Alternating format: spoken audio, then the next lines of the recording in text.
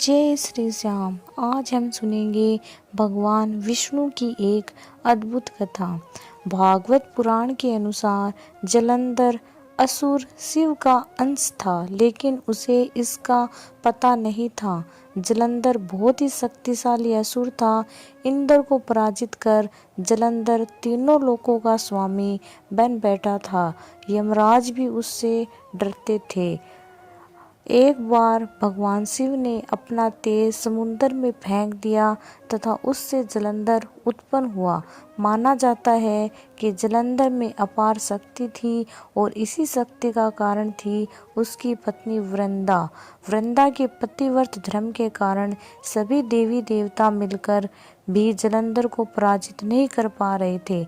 जलंधर को इससे अपनी शक्तिशाली होने का अभिमान हो गया और वह वृंदा के पतिव्रत धर्म की अवहेलना करके देवताओं के विरुद्ध कार्य कर उनकी स्त्रियों को सताने लगा। जलंधर को मालूम था कि ब्रह्मांड में सबसे शक्तिशाली कोई है तो वे है देवों के देव महादेव।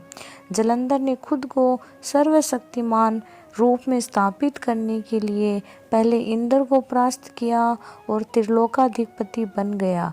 इसके बाद उसने विष्णु लोक पर आक्रमण किया। जलंधर ने विष्णु को परास्त कर देवी लक्ष्मी को विष्णु से छीन लेने की योजना बनाई। इसके चलते उसने वैकुंठ पर आक्रमण किया। देवी लक्ष्मी ने जलंधर से कहा कि हम दोनों ही जल से उत्पन्न हुए हैं, इसलिए हम भाई बहन हैं।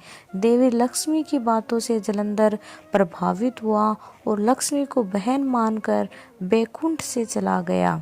इसके बाद उसने कैलाश पर आक्रमण करने की योजना बनाई और अपने सभी असुरों को इकट्ठा किया और कैलाश जाकर देवी पार्वती को अपनी पत्नी बनाने के लिए प्रयास करने लगा।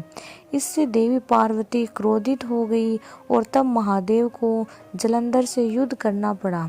लेकिन वृंदा के अस्तित्व के कारण भगवान शिव का हर प्रहार जलंधर निष्फल कर देता था। अंत में देवताओं ने मिलकर योजना बनाई और भगवान विष्णु जलंधर का वेश धारण करके वृंदा के पास पहुंच गए। वृंदा भगवान विष्णु को अपना पति जलंधर समझकर उनके साथ पत्नी के समान व्यवहार करने लगी। इससे वृंदा का पतिव्रत धर्म टूट गया और शिव ने जलंधर का वध कर दिया। विष्णु द्वारा अस्तित्व भंग किए जाने पर वृंदा ने आत्मदाह कर लिया। तब उसकी राख के ऊपर तुलसी का एक पौधा जन्मा। तुलसी देवी वृंदा का ही स्वरूप है। इसे भगवान विष्णु लक्ष्मी से भी अधिक प्रिय मानते हैं। बोलो भगवान विष्णु की जय हो।